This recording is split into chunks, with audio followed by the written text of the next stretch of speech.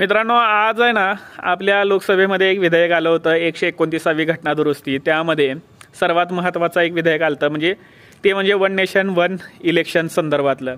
म्हणजे माजी राष्ट्रपती रामनाथ कोविंद यांच्या अध्यक्षतेखाली मेघवाल यांनी हे विधेयक मांडलं आणि सर्वात महत्त्वाचं म्हणजे हे विधेयक पास झालं नाही।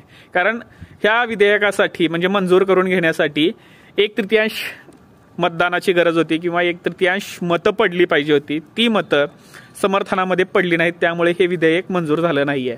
आता किती मतं पडली आहेत तर समर्थनामध्ये 263 मतं पडलेली आहेत आणि विरोधामध्ये 198, म्हणजेच 1/3 मतं नव्हती। अपेक्षित मतांची संख्या हवी होती 307, तेवढी मतं यांना गाठता आली नाहीत। आणि विशेष म्हणजे 32 पार्ट्या म्हणजे 32 पक्ष समर्थनामध्ये होते, तरी सुद्धा तो आकडा गाठता आलेला नाहीये। आणि विरोधामध्ये फक्त 12 पक्ष होते आणि तरी सुद्धा 1/3 मतांपासून त्यांनी ते मतं पडण्यापासून विरोधकांनी वाचवलेलं आहे।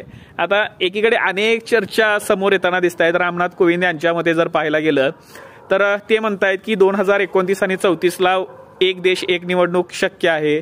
त्यावेळेला भारताची अर्थव्यवस्था 10 किंवा 11% वाढत जाणार आहे आणि त्यामुळे आपण जगाच्या पाठीवर 3ऱ्या किंवा 4थ्या प्रकारचे म्हणजे शक्तिशाली अर्थव्यवस्था आपण म्हणून समोर येऊ।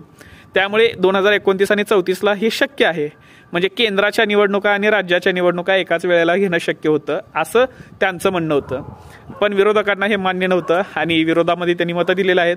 म्हणजे संविधानाच्या मूळ ढाच्यावरच हल्ला करण्याचा प्रकार आहे असं विरोधकांनी म्हणलेलं आहे आणि त्या हिशोबाने मतदान झालं आणि हे विधेयक यावेळेला मंजूर झालं नाही।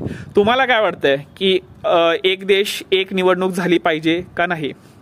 तुमची मतं कमेंट्समध्ये नक्की सांगा।